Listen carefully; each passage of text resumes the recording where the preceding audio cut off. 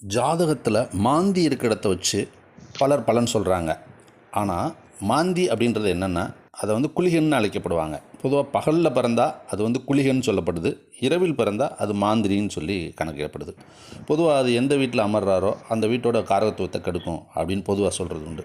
அதில் வந்து இந்த 3, 6, 10 11 இருந்தால் ரொம்ப நல்ல பலன்கள் இருக்கும். மற்ற இடங்களில் இருக்குது கர்ம வினைகள்னால அவங்களுக்கு கெடுபலன்கள் நிகழும் அப்படின்னு சொல்கிறது உண்டு.